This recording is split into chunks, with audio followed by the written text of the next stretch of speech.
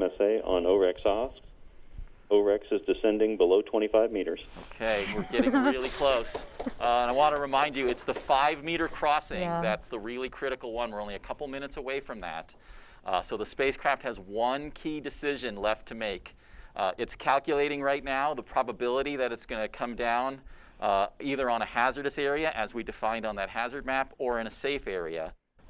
All my senses are on that call out right now. Yeah. I really want to hear that we are go for tag, so that's just a couple minutes away. So you can see here that this is a pretty daunting terrain that we're coming down here. There's giant boulders all around the Nightingale site, even some large rocks inside the crater that we do not think the spacecraft would survive, at least with the ability to return back to Earth if it made contact. Attitude control system has transitioned to touch-and-go mode. All right, spacecraft's getting ready to make contact with the asteroid surface here.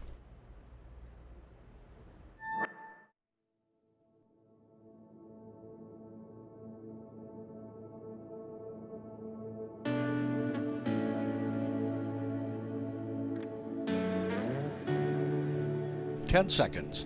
9, 8, 7, 6, 5, 4, 3, 2, 1.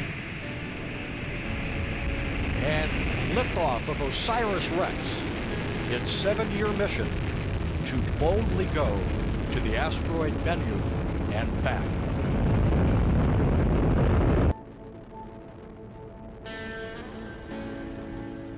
OSIRIS-REx is a NASA mission to send a robotic spacecraft out to a near-Earth asteroid named Bennu, map that asteroid in great detail to select a site on the surface, and send the spacecraft down to collect a sample of material.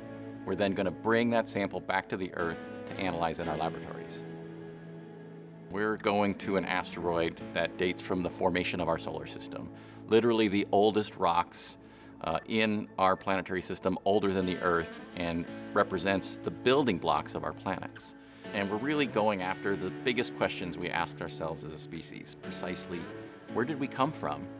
And are we alone in the universe? We want to understand why Earth is such a special place, why it has this wonderful hydrologic system that enabled the origin of life. And we also want to know, where are we going? What is our future? And we look to the stars and we look to destinations that we can explore. And these asteroids are very accessible and they potentially hold a lot of resources. And they also represent a significant natural disaster, and we would like to be able to prevent that. We're the first species on Earth that could actually stop an asteroid from hitting, and I think it's worth some of our effort to mitigate that risk. And just to kind of show you, this is the orbit of OSIRIS-REx. When we were designing the OSIRIS-REx spacecraft, we performed an extensive astronomical campaign to characterize the target. And when we got to Bennu, we actually saw we did a pretty good job. We really did see this interesting spinning top shape that looks like, you know, it's bulging at the equator. But what we didn't get right, and it was a big oops, was it was rough and rugged and rocky. And at first glance, there was nowhere that looked like we could collect a sample from. And so I knew right away we were in for a challenge, that we were going to have to roll up our sleeves, and we had some work to do in order to figure out how we're going to get a sample off the surface of this asteroid. So we very quickly build up a 3-dimensional topographic map of the entire asteroid surface. And we found some flat areas. And so we decided we were going to design a trajectory. The spacecraft's going to fly over a known area of the asteroid surface. And then it gets to the point where it's going to start going down to the surface. We call that the checkpoint. And then it's going to have to match the speed that the asteroid is rotating, and we call that the match point. So the spacecraft has to calculate its own maneuvers and get it into the target area we call the Nightingale crater as our sample site. And then even then, there's still some things inside that crater that look hazardous. We don't want to land on the big rocks. And then there's the final unknown about what's going to happen when the spacecraft makes contact with the asteroid surface. And to me, the scariest moment is going to be during that contact. The spacecraft could tip over, and if we lose signal, everybody's going to be holding their breath. They've been around each other every day for the last 6 months. Not going to the grocery store. So I'm really excited. This is a long time coming. I thought I would feel more nervous, but I'm actually feeling great. Just feeling really stoked for today and what we're about to do. I am very excited about finally reaching this milestone in the project. Sure, I have some nerves. Maybe I haven't been sleeping as well as I could be, but I am just overwhelmingly confident in this team. But we've also never actually touched the surface of an asteroid. That's something new, and you just never know what's going to happen. I mean, we've done everything we can do to this point, and we just have to see how it unfolds. It's the team that makes this happen, not any one individual. And I think that's probably been one of the best lessons I've learned from this project. So last night was probably the first night in many months where I actually started having kind of stress dreams. It's an important day. It's, we've been leading up to this since 2004, and there's a lot on the line today. Earlier, we departed our orbit around the asteroid, so we're flying over the sunlit side of the asteroid. The spacecraft has deployed its robotic TAG-SAM sampling arm, so the arm is ready, in position to collect that sample. Once we fire the thrusters for the checkpoint maneuver, we're actually going to start descending down towards the asteroid surface, so this means we're going to be on our way to make contact.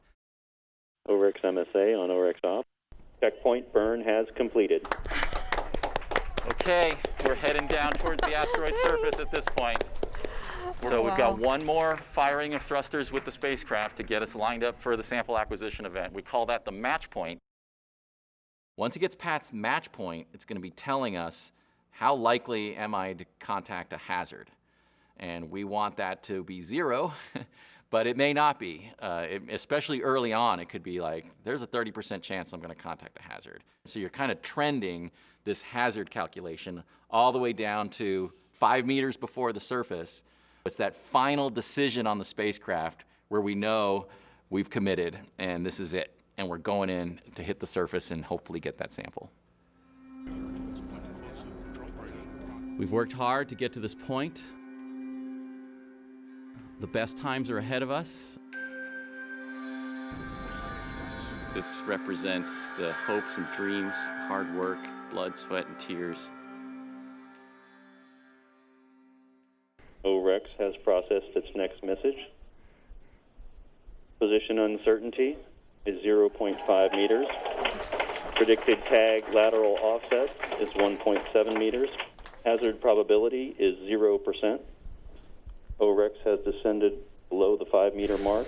The hazard map is go for tag. Contact expected in 50 seconds. We're going in. We're going in. And we have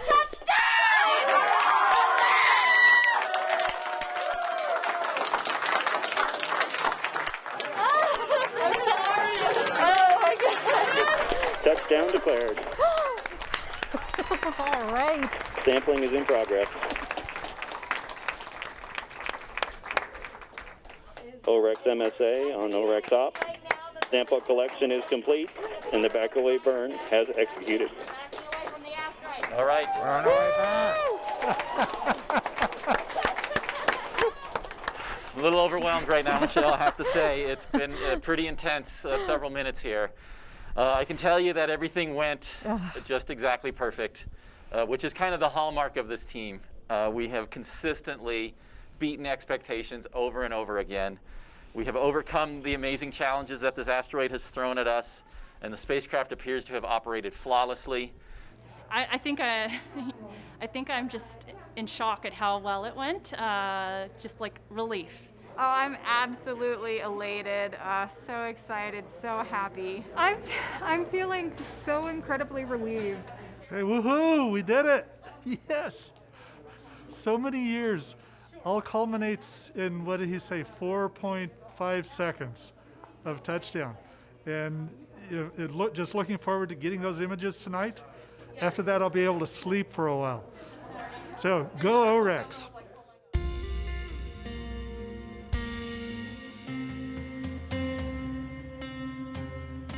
Well, I think one of the greatest outcomes of space exploration is the realization of how fragile and how rare the Earth is and how special a place it is and how lucky we are to be here.